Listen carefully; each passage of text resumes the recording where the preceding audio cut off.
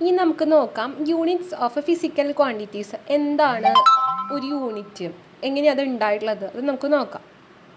അപ്പോൾ ഒരു മിസ് ഒരു കുട്ടിയുടെ ഹൈറ്റ് മെഷർ ചെയ്യുന്നുണ്ട് കേട്ടോ. അപ്പോൾ നമ്മൾ എന്താ പറയുന്നത്, each one in the class may be measure the height using the 2 sticks of different ഹൈറ്റ്സും.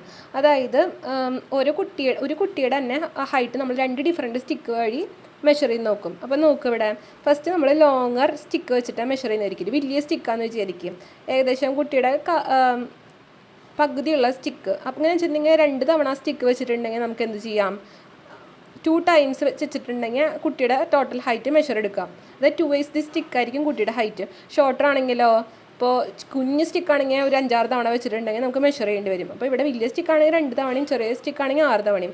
പിന്നെ എന്താ പറഞ്ഞിരിക്കുന്നത്, ഒരു ബക്കറ്റിൽ നമ്മൾ വാട്ടർ ഫില്ല് ചെയ്തിട്ടുണ്ട്, എന്നിട്ട് നമ്മൾ മെഷർ ചെയ്യണം ആ വാട്ടർ. അപ്പോൾ എന്ത് വെച്ചാൽ മെഷർ ചെയ്യണത്, 2 ഡിഫറെൻറ്റ് സൈസുള്ള ഗ്ലാസ്സസ് വെച്ചിട്ട്. ഇവിടെ നോക്കൂ, ഒരു റെഡ് ഗ്ലാസ് ഉണ്ട്, ഒരു ബ്ലൂ ഗ്ലാസ് ഉണ്ട്. റെഡ് വലുതും ബ്ലൂ കുട്ടി ഗ്ലാസ്സുമാണ്.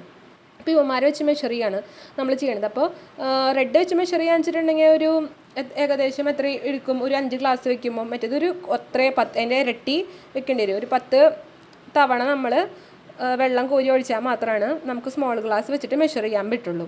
അപ്പോൾ ഈ ടേബിൾ നമുക്ക് അനലൈസ് ചെയ്തപ്പോൾ മനസ്സിലായത്, in the both cases R the measurements obtained are same ആണോ? അല്ല, ഇത് 2 തവണ വെക്കുമ്പോഴേക്കും വലിയ സ്റ്റിക്ക് വെക്കുമ്പോഴേക്കും കിട്ടും. ഇതൊരു എത്ര വേണം, ഒരു 6 തവണ വെച്ചിട്ടാണ് കുഞ്ഞു സ്റ്റിക്ക് വെച്ചിട്ട് നമ്മൾ മെഷർ ചെയ്യണത്. Why are the measurements are not equal? എന്തുകൊണ്ടാണ് മെഷർമെൻറ്റ്സ് ഈക്വൽ അല്ലാത്തത്? കാരണം എന്താ, മെഷറിങ് ചെയ്യണ സബ്സ്റ്റാൻസ് രണ്ടും ഡിഫറൻ്റ് ആണ് അല്ലേ. അവരുടെ റെഫറൻസ് ആയിട്ടുള്ള ഒബ്ജക്ട്സ്, ഇത് ഇപ്പോൾ നമ്മൾ വിചാരിക്കുക, അപ്പോൾ ഇത് വലിയ റെഡ് ബക്കറ്റാണ്, ഇത് കുഞ്ഞ് റെഡ് ബക്കറ്റാണ്, റെഡ് കപ്സ് ആണ്.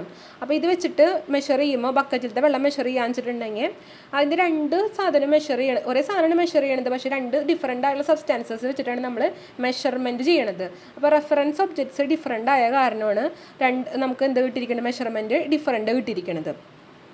അപ്പോൾ എന്താ, A unit is A standardise reference accepted.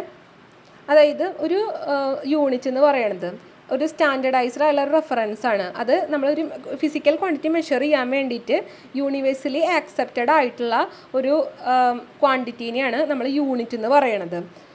When a physical quantity is measured anywhere in the world the measurement should be same, right. അതായത് ഇപ്പോൾ എല്ലാവരും ഇപ്പോൾ ഒരു സ്കെയിലിൻ്റെ ഒരു സെൻറ്റിമീറ്റർ എടുക്കാന്ന് വെച്ചിട്ട് ഇത് ദുബായിൽ പോയാലും അതുപോലെ ഗൾഫിൽ പോയാലും ഏത് കൺട്രിയിൽ നമ്മൾ പോയാലും ആ സ്കെയിലിൽ നമ്മൾ അളക്കണ ഒരു സെൻറ്റിമീറ്റർ എന്തായിരിക്കും, സെയിം ആയിരിക്കും. യൂണിവേഴ്സലി അക്സെപ്റ്റഡ് ആയിട്ടുള്ള ഒരു സ്റ്റാൻഡേർഡ് ആയിട്ടുള്ള ഫിക്സഡ് ആയിട്ടുള്ള റെഫറൻസ് ആയിരിക്കും. അങ്ങനത്തെ ഒരു ക്വാണ്ടിറ്റിയാണ് നമ്മൾ എന്ത് പറയുന്നത്, ഫിസിക്കൽ ക്വാണ്ടിറ്റി. അതൊരു സ്റ്റാൻഡേർഡ് റെഫറൻസ് ആണ്, യൂണിവേഴ്സലി അക്സെപ്റ്റഡ് ആണ്.